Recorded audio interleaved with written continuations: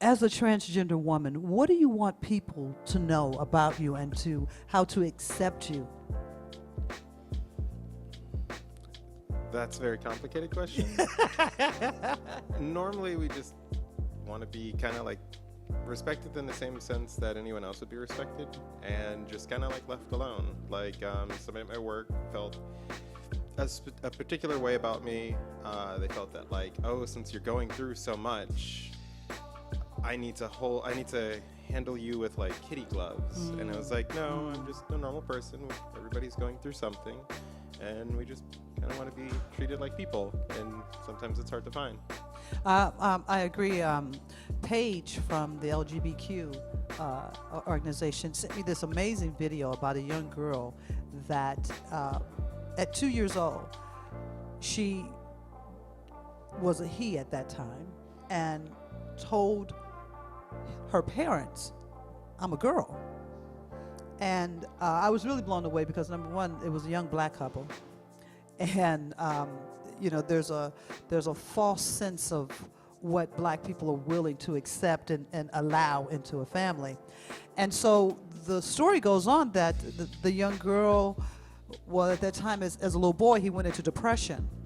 And his mother saw it, and at 3 years old, said, okay, and bought her a dress.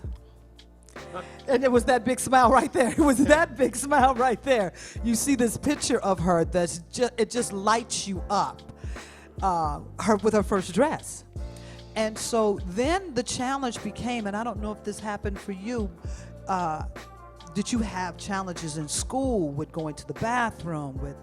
So when I came out much later, because during my youth, when I started to feel the way that I do, yes, and I expressed my opinion on what I am, I didn't have the most understanding parents, because we didn't live with my mom and my dad when I was younger. We lived with our grandmother. Okay. In Louisiana. She was incredibly different. I recognize some religions are very accepting, and hers was less so. So for me, it was more like, while we lived with her, it was like 7 years of gay conversion therapy. Like when I came out, I remember making a comment, and she got really quiet. And she's like, we'll talk about that when we get home. And I was like, okay. And in the night, she asked me to come to the kitchen.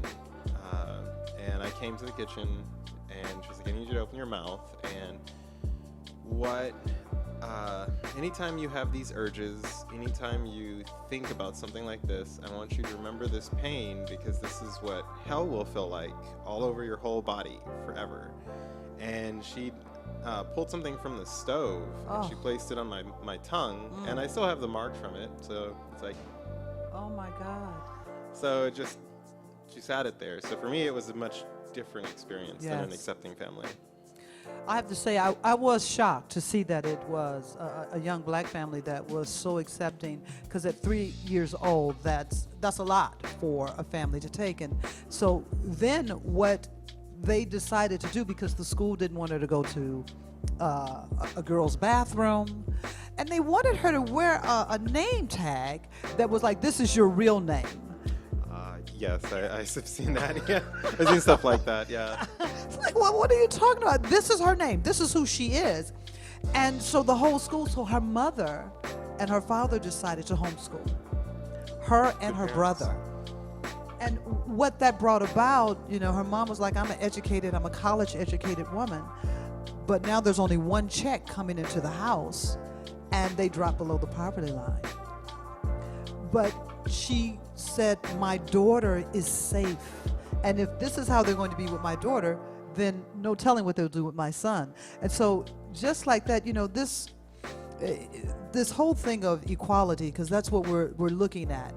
It's interesting because a person can say, oh, I want equality for me, and not realize that that should include everyone. Not just what I can understand. It should include everyone. Do you have brothers and sisters? Yes, I have one brother who's from the same father. I have a half sister on my mom's side, and several siblings through my father who have siblings. And how is your relationship with them? I didn't know my sister was actually my sister until much later. And she's actually one of the people who also helped me come to terms with everything.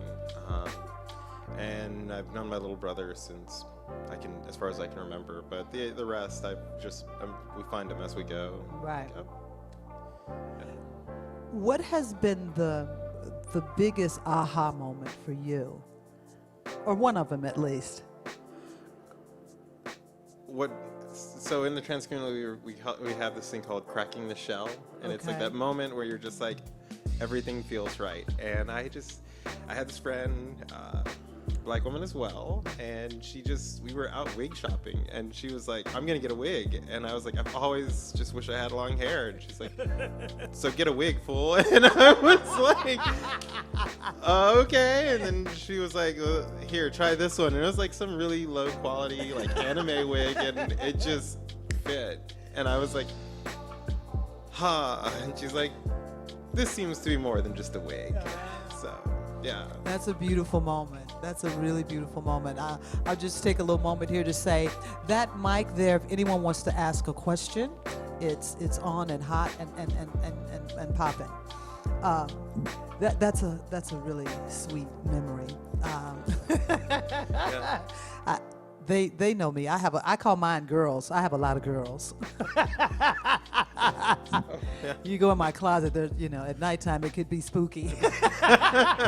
I used to get into my mother's closet when we moved in with her, and it would be the same thing. Oh, this is so cool.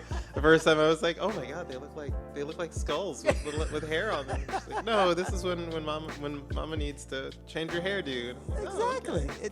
It not only changes your hair, but it also changes that personality within you. For me, I've noticed that, and it attracts different people to me.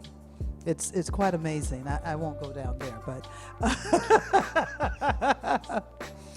so are you from San Diego? Oh no, you said Louisiana. Well, I was born in Hawaii, and then we moved to my parents at the time in the military didn't really care too much about families, so they didn't have enough money, so we stayed with my grandmother in Louisiana. And then when they got out of the military, we went to Tucson, Arizona, and then from there I had joined the military and went all over and settled here. So now, in the military, how was that? So I was in during Don't Ask, Don't Tell, and that was just terrible. It was so bad. There was definitely a lot of, at the time it was considered gay sex because I wasn't out yet as a woman, so yes. I would it was bad in the sense that there was a lot of homophobia, a lot of transphobia, a lot of like anti-anything that would be LGBTQ+. It was literally just this toxic masculinity type stuff.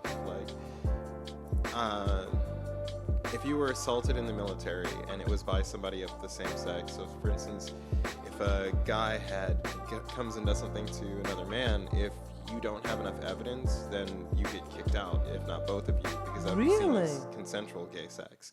Because when I was assaulted, I had come forward, and what they told me was, if this person's not found guilty, you're both going to be removed for consensual gay sex. Wow. And then after, the court-martial and all the stuff, and he's gone, it was still like an issue. Like you would be ridiculed. Of course. So what gives you your strength? I mean, I know we all have our trials, but it's when you are living a trial that actually people see you transform through. What gives you your strength to stand and be who you are? I just feel that, by showing others that I can still be happy and successful living my authentic self, that they could also feel the same way. And I feel that that's the case because, there have been other people who see me on, Facebook or Instagram, and some of them who I've become really close with, who Some of them are even on like video games, and they'll be like one of them was like, oh, I don't understand how you could play as a woman character if you have those parts, because to me, I can't play as a woman character, guy characters. And then sooner or later, like, we got to the heart of it, and they were like, I've just never felt comfortable as a woman. And I was like, okay, well, have you thought maybe you're a man? And that's when it clicked for them. And they told me, like, I would always use like the term like, hey handsome, what's up? And one day he was like, that just like, he was like, there was one specific moment when I said, hey handsome, what's up? And he was just like, it all just made sense. Everything just came together. So I actually went through Amazon and bought him some binders. And I told his girlfriend, I was like, hey Sarah, can you, I sent a package. When it arrives, can you FaceTime us? And she did. She presents him the package, and he's like, what's this? And she's like, just open it, Doc. And he opens it, and yeah, you could just see that moment where it was basically his moment with, when I received that wig, it was his moment with the binder. He was like, it makes so much sense now. Like, I don't understand why I just wasn't born this way. And I was like, well, you know, you're not the grape. When you drink wine, it's not like the grape was like, oh, I'm just going to be a bottle of wine. You have to go through a process, and it just makes you better for it.